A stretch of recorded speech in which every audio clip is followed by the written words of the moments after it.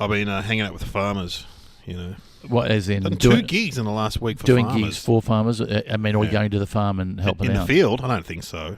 Well, you might have. That's what you do when you hang around farmers, or they've been coming into your shows. No. I went to Mount Gambier, did a thing for a guy called Wes who runs a shop that sells stuff to farms. Like, I don't know. Well, they sell to farmers. Farmers are Hose us. and- Farmer Yeah. Bunnings. Hose and, I don't know, Yeah. tractors and stuff like that. They were great. Oh, Well, as in they're great. great blokes. yeah, great. Salt yeah. of the earth. Salt of the earth. Salt of the earth. And they, and are they doing okay?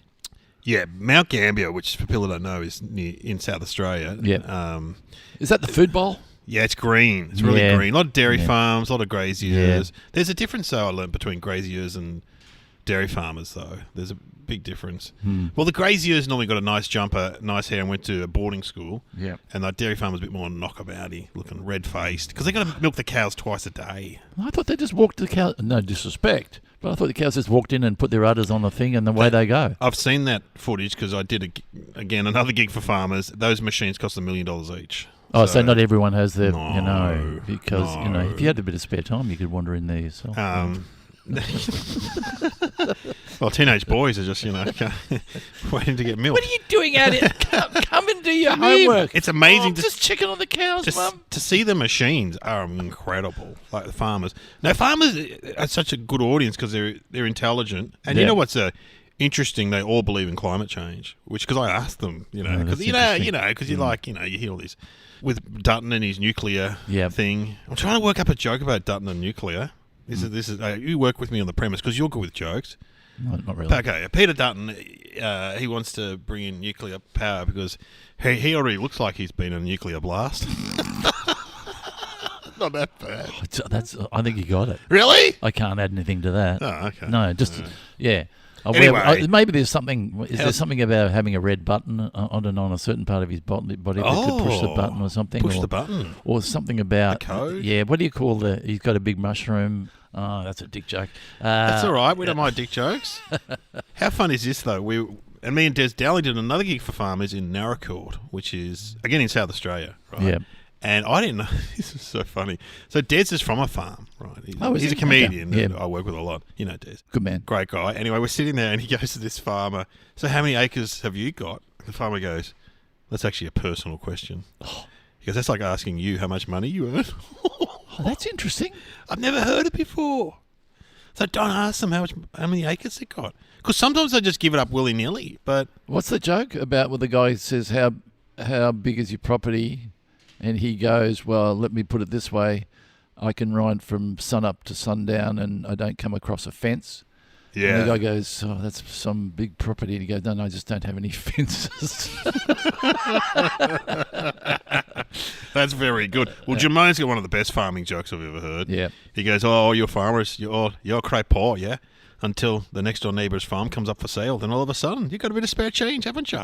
Which is a real thing in farming communities that people buy next door's of course farm. they do. Yeah, absolutely. Like me buying your jokes. If you're never going to do stand-up again. Well, like people sell the back catalogue of like, who sold the Rod Stewart? Didn't he sell his back catalogue recently? Yes. Yeah. And you say, why don't you put my as you know, my stand-up back catalogue is around about 12 minutes. Yeah.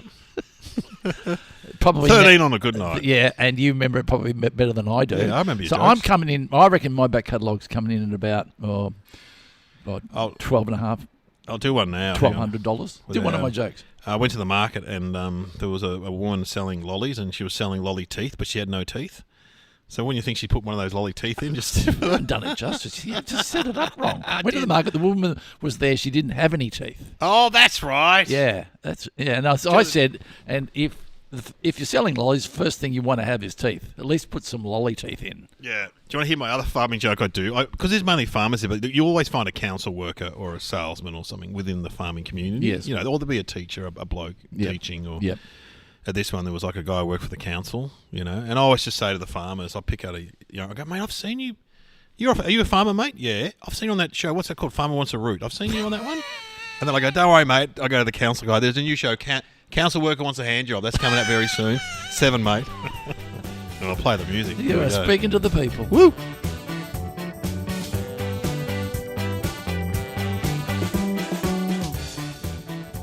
Welcome to Somehow Related Now. Please welcome your hosts Glenn Robbins and Dave O'Neill.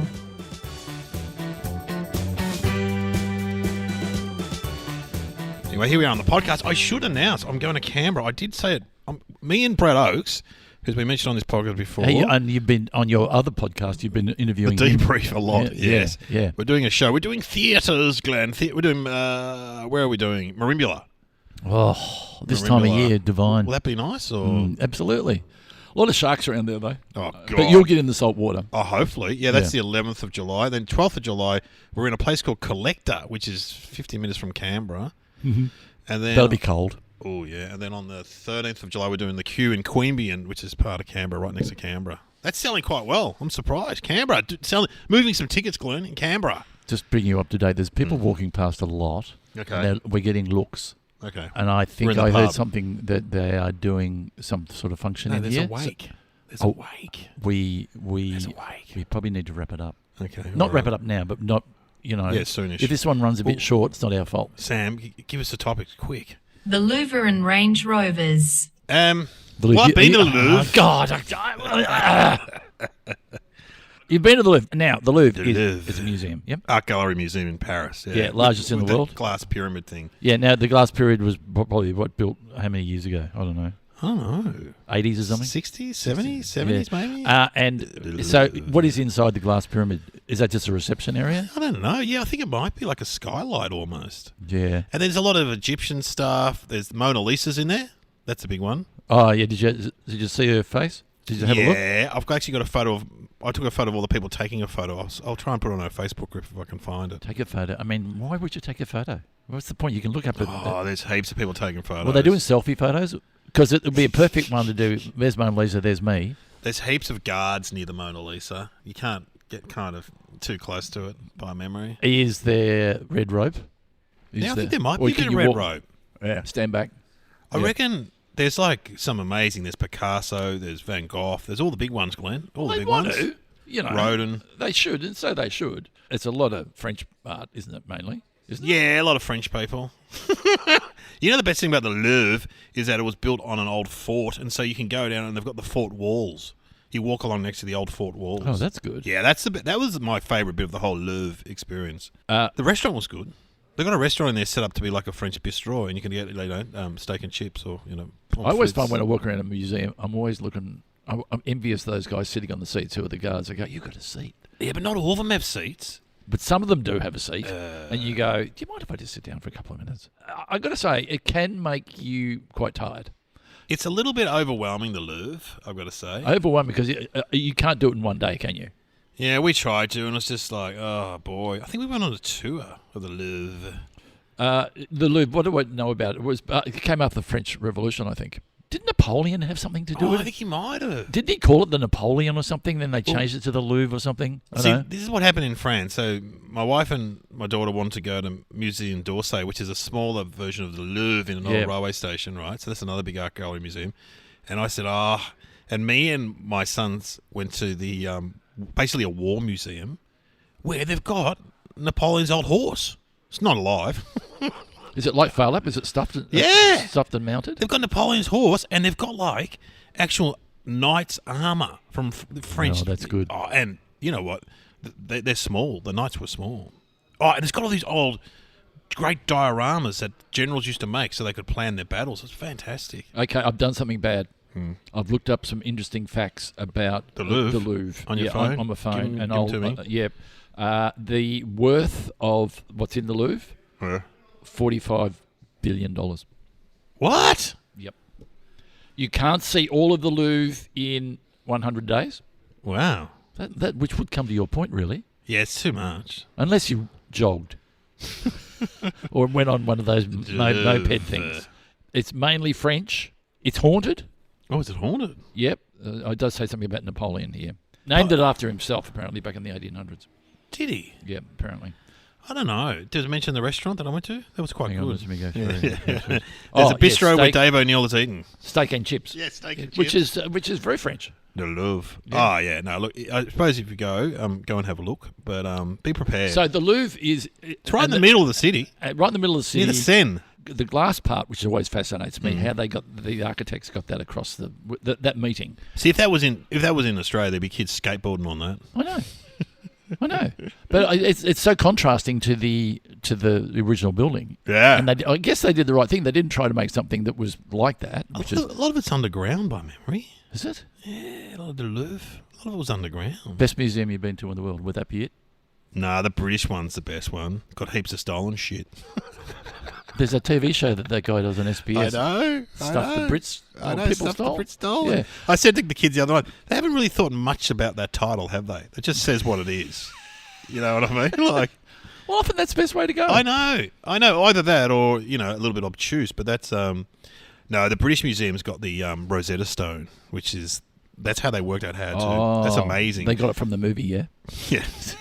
Raise the Lost Ark. And that's how they worked out how to translate hieroglyphics, because it had hieroglyphics and had other languages next to it. And so they went, that means that means that. Oh, right, okay. Oh, so the cat with the hat on its head doesn't mean a cat with a hat on the head. That means something else. Museums I've been to. Yeah, Melbourne. Yeah. Science Works. Yes. Office Works. No, I've been to the ones in the Washington. What's that one I called? haven't been to that. Yeah, that was fantastic. Yeah, that's the Smithsonian. Fantastic. I've been to the one in Tasmania. That was fantastic. Mona. If you're an Australian and you haven't been there. There were reports you were hanging around a certain wall. I don't know. It's just you asked to move on from the wall of. No, I just walked along the wall and went, Denise, Christine. No. You've seen the wall off. You've seen loitering. That's like your mole check. The mole check. What's your joke? I just reworked your joke. Went to the skin specialist and she said, we're going to make a mole map. Yeah. Let's take off your clothes. We're going to make a mole map. Where should we start? And I said, Jenny from Mulgrave. Yeah, it's classic. And then I get someone's name in the audience and Phil from Mount Gambier. Thank you. Good night. All right, we've done the Louvre. We've done it. Okay, we've done it. We've done the Louvre. Okay. Range Rover. Now, this has always confused me, so I did look it up one time. Range Rover is a make of Land Rover. Land Rover is the company. Range Rover is a model of Land Rover. But I would say Land Rover has more of a lower end connotation, yes. And the Range Rover has an upper. I mean, it's royalty. It's private school too. It's like go pick up Tristan in the Range Rover. I would say that the Range Rover was the first posh 4-wheel drive in my time. I reckon you're right. Hey, I've only ever been in a Range Rover once. Guess who was driving it? Daryl Summers. Oh, show business. You're right. Not Daryl Summers. Have a guess. You know this person. You know him well. I don't know him well. You know him well. It was Husey. No. Go and tell me. No, I keep guessing. Denise Drysdale. Think a bit Hollywood. Eric Banner. Yes!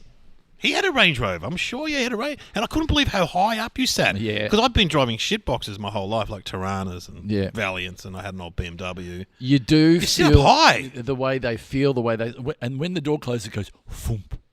We drove to Geelong to do a gig, and I felt like we were royalty down there. It feels very plush, and it's leather, and everything looks good. And are they a reliable vehicle? I'm not going to defame the company, but... Are they? Yeah. Are they? Didn't the Queen... The Queen's probably got 10 of them. Or she had that classic Land Rover she used to drive around on the farm, didn't she? Yeah. Okay, I'm going to give you a 4-wheel drive. Are you going to take a Land Rover? It was free. As opposed to other ones. Yeah, all right. I don't know 4-wheel drives much. No, I'm saying there's the question. Does Dave want to be seen in a Range Rover? Oh, probably not. I'm probably more Subaru. I drive a Volvo at the moment. Yeah, of course you do. A lot of the dads at mums at school have Subarus around here. Yeah. I just went up to the country with Ben Lomas, your friend, comic. Yeah, good man. You're a big fan of his. Yes. You got him on that show, Open Slather. Yes, I did. Which he hates you for. He loves you. And he's got a new Subaru. It's a good car. Subaru's a great car. Yeah. They were sought after by thieves because they were so fast. I didn't know that. The smaller ones, yeah. the RX or something. Yeah. The little ones are very, very, very quick. And for a while, they had them as police cars. Oh, yeah, right. I tell you what, I got pulled over when I almost lost my license by a cop in a BMW. That annoyed me. You're going, yeah, something's out of kilter here. I was in the middle of nowhere and I drove past like a fire track and I go, that's weird, there's a black BMW up that fire track. Oh, hang on a minute. Yeah. If you're turning up in a black BMW and you're a policeman, would you feel good about that? Maybe you would. I don't know. I always see it as big Ford V8. Yeah. I don't really see it as BMW. Mind you, they'd be pretty quick vehicles. Okay, Range Rover, British, 4x4. They do a miniature version now, don't they? It's called a Vogue or something. Cars. Vogue? No, but they do a small Range Rover. Oh, do they? Yeah. Oh, that a friend of mine's got one. Really nice car, but they're small. And because I always reckon driving a four-wheel drive around the city, especially that big, it's got to be hard. I've got a routine about that. I'll do it at the end. I've got a stand-up routine I used to do. I just remembered it. We are running on limited time. The fireplace, as we speak, is being cleaned out for the wake. Is that something to do with the ashes? They put new ashes in the fireplace. No, they cremate people here. Part of the service at the pub. That is a very good service to offer. Cremation. A pub that you get a meal, you do the wake, and you can do the cremation, and you can sit around and warm your hands as you. Is that inappropriate? Yeah. But the fireplace looks very clean. I think you should have a Viking funeral on your surfboard. We strap you to your surfboard. Yep. Bit of Kero over you. Yep. Light the mash down the beach. Push you out. So I'm dead when you do this. Hopefully. Okay, so I don't want to be alive and you do this. No, we're not going to set you on fire alive. Range Rovers. But you probably... Yeah, They're sort of top of the line in the four-wheel drive world, though, aren't they? I mean, Audi makes one too, so they must make a four-wheel drive, do they? BMW make four-wheel drive. Everyone makes a four-wheel drive. What do you mean I've got one? Is that... I saw you in your... That's a new Audi, isn't it? But my other one broke down. I had to buy a new one. And they lent me that one. I said, I'm going to buy this one. The Flash one, isn't it? It's a Q5. Q5? People have said to me that I am a wanker. I've got a Q6, but whatever. That's just one better. Yeah, No, you've got a Volvo. It's been very good. Except, how's this? I've been doing ABC. I walk out today, flat tyre. Oh, what did you do? Did you call a man? No, I had a little bit of air, so I drove to a servo, and I've just dropped it off now at the tyre guy here. Yeah. And because if you've got to put the spare on a European car, very embarrassing. Oh, man. Because it's really skinny. Yeah, that's what... Yeah, but mine's got a special one where I think it's like even more embarrassing. You can only drive 50k as well. Oh, no. I couldn't even find the spare tyre, so I just drove I know, that's embarrassing when you can't find it. Well, the tyre guy goes, where's the spare tyre? I'm like, I don't know. So we just... See how the guy turned up and he goes, I can't open anything up because I can't find the key. I can't get the wheel off because I can't find the key. Where's the key? Because the wheels are on a lock. Yeah, I know. And then you go, but in fairness, I'm not a mechanic guy. No, but I could change tyres. I change tyres all the time on my Volkswagen. Did I tell you the other day when they let me a car when my car was broken down, what happened? No, what happened? They said, here, take this one here. It's a hybrid. And I jumped in, drove off, petrol, got back to the house, parked the car, and then thought, I didn't park it very, very well, better park it again. Went to park it again, nothing happening. What happened? The guy came out from the car yard, from Audi, and he goes, it's a hybrid. They don't make any noise if you push the accelerator. Oh, no! Really? Yes. I had a hybrid in... And you can't hear... So I know, you can't hear them. I didn't, because I didn't read the thing properly, so it was saying I'm going. He came all the way to tell you that. Well, we tried to do it on FaceTime. I said, here's what's happening. He goes, push that button there, push that button there, push that button there, push that button there. Okay, did all that, and then he goes, I'm coming out. So he comes to the house. It was only 5 minutes away. Oh, that's all right. It wasn't like half an hour or anything. Well, we had a hybrid. Very embarrassing. Me and Brad Oakes were being on a comedy tour, and in Wyong, I got out of the car and just left it on for an hour. I didn't even realise. I've done that. And I've come back, and me and Oakes are getting in the car, and I said, I can't seem to start the car. And this guy walks past and goes, it's still on, boys. Yeah. I'm like, oh. I know. When I've had a rental car, I've got to get petrol, and I can't find the petrol cap. So I hate that. That happened the other day. And then they go, duh, it's behind the license plate or something. Hidden. Another guy came around to my house and said, I think you got something wrong with your battery. He goes, pop the bonnet. And I went, I don't know how to pop the bonnet. Yeah, I know. And I had to look it up on YouTube, how to pop the bonnet. It's embarrassing. It's embarrassing. I mean, does that go on the whiteboard for a nursing home? Probably not. Yeah, nursing home notes. Nursing home notes. N-H-N. Nursing home. N-H-N. Nursing home notes. You're not going to like this. Yeah. But we should do thinking music. Yeah. I reckon we should do a make-believe of someone maybe in an Uber driving around Paris in a Range Rover looking for the Louvre. Oh. Yeah. Do you want to do that? All right.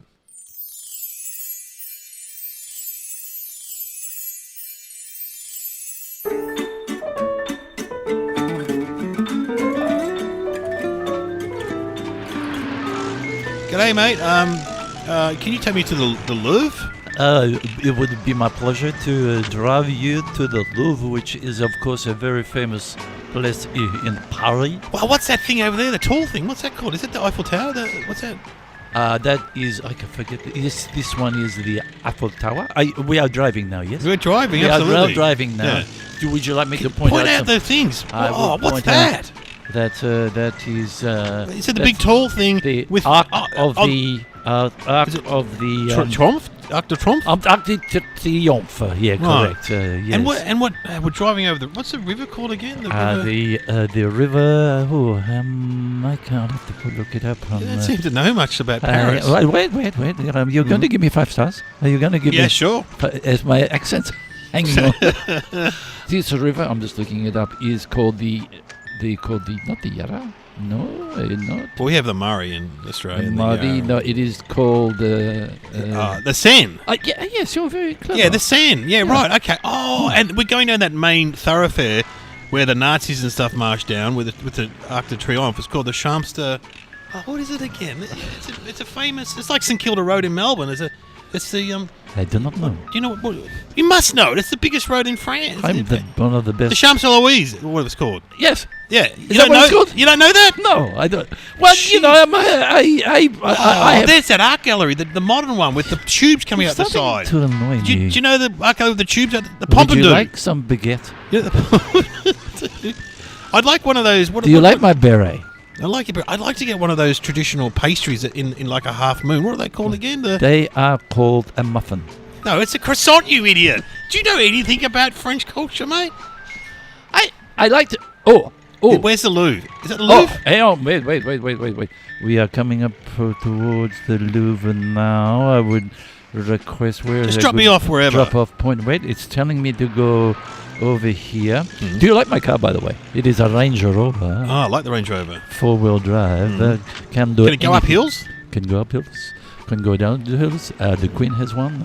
Majesty, the Queen. Eric Bana has one. Eric Bana has one. There may be showbiz people have them. Are we driving towards the Glass Pyramid? We are driving. It's telling. I'm just watching this. I'm just telling it. Where is it? Oh, wait. They're going straight for the Glass Pyramid. What is this? Oh, my God. We're going up the side of the Glass Pyramid! Oh my God, this is amazing! We are going up! We are now sitting on the top of the glass thing! I'm no engineer, but can this Glass Pyramid hold us? Uh-oh.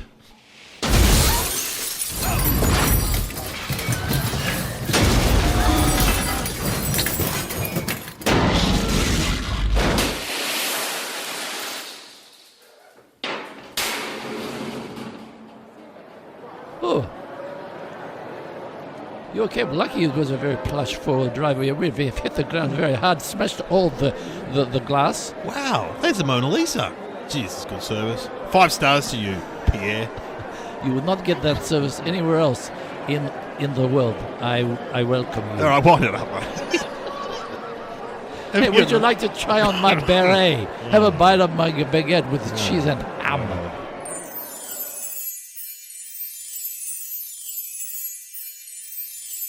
Oh, there we go. Okay, what's your answer? We need your answer. What is my answer? I reckon that Range Rover is the official car of the Louvre, and all the Mona Lisa and all these paintings can only get driven around in a Range Rover because they've got a special sponsorship deal. Really? Yeah, I think I noticed the Range Rover. How about, because you know at Mona, what's the one in Tasmania? Yeah, they have a car there. Oh. As a piece of art. I reckon that they show the Range Rover as a piece of art because they got like a Lamborghini, but it's all fat. It epitomizes excess. I think it's one of my favourite exhibitions at the moment. Whereas I think the Range Rover is a piece of art. Maybe it's up half a wall or something. In the Louvre. We've got room for it. Yeah. Okay, what is the answer, Sam? Glenn has it. Well, you're right. The original Range Rover was the first car to ever go on display in the Louvre in Paris because it was considered a masterpiece of industrial design. It was the first SUV to deliver permanent 4-wheel drive. The Range Rover was first released as a 2-door vehicle. Well, it would be, wouldn't it? I mean, it is really a work of art. You have been listening to Somehow Related with Glenn Robbins and Dave O'Neill.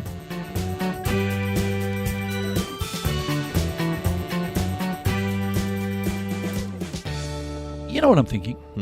If Range Rover are listening, maybe they would like to sponsor the show. Yeah, get a Range Rover. Maybe, and we will give them sponsorship of the show. Would you like one? Yeah, but would you want a big one or small let's aim one? a bit lower. If Camry are listening, if the Camry people are listening. Oh, so you don't want that? You want?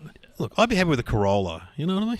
Oh no, I think go big. I can see you in a Range Rover. If Nissan Pulsar are listening, if Holden Camira are listening, if those people who do those little